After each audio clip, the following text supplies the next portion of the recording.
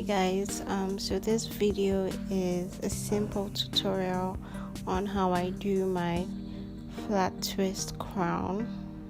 It looks like a braid in some way, but not really. You just, instead of doing a crown braid, this is like a flat twist crown look. So I first create my part. It looks kind of like a C part, but it doesn't go all the way. So after I create the part, I just try to comb out my hair. I do not use the comb to make a clear part at the back, primarily because I have thin fine hair. If I create a part, by the time I twist it, my head is going to look very flat at the back. So I didn't create a clear part at the back. I just separated it and started twisting it from the side so that the back would be a bit loose when I'm done. I just twist that side down to the end, and when I get to the end, I do not twist it to the tip.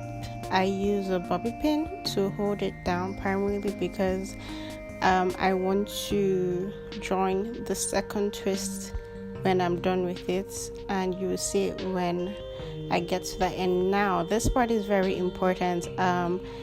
I comb my hair forward with a comb and also with a brush, primarily because where the direction towards which you comb or brush your hair helps to navigate the direction of the twists or braids that you do. That is why I do that. So here you just pick out a section of your hair. If you don't want to start at the edge or the perimeter of your hair, if you want to start from inside, you pick out 2 strands and then you start to twist.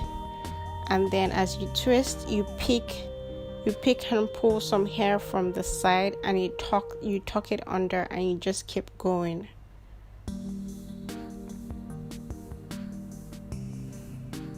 Now if you notice, you will see that because of the way I initially combed and brushed the hair, it's kind of easier to like pull the hair from the side and it would fall in place in the order it's supposed to fall in, and it wouldn't look rough. And so that's why you have to comb or brush your hair in the direction that you're going to pull the hair from. So as you can see, I'm pulling the hair that I combed and brushed forward, and that helps in how well the strands are arranged. If you don't comb or brush your hair, it's not going to look like this. So combing it or brushing it helps to keep the hair strands in the right order they're supposed to look, and it wouldn't look messy or tangled.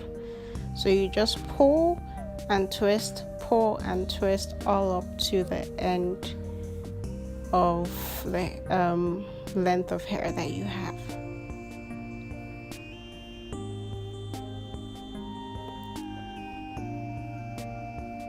It was really difficult recording this part, primarily because I couldn't see what the camera was seeing, and so you can't see how well the twists look. But by the time I'm done, you have a good look of what it looks like when I'm done.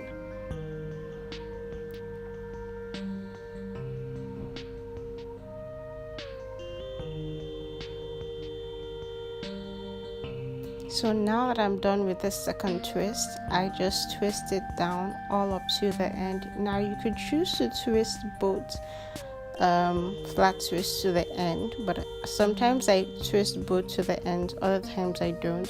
But this time I'm twisting this one to the end and then kicking the other side and then making a single twist out of both of them. So I just join it in and then I twist it all the way down to the end.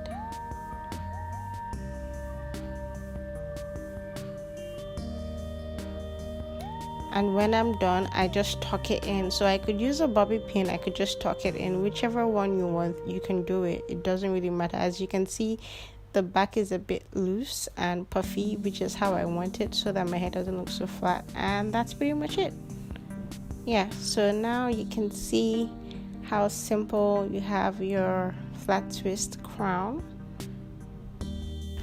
This is one of the many ways you could do the flat twist crown with a side part. If you'd like to see other ways you could do it, just let me know in the comments and I'll create more videos. Alright, bye.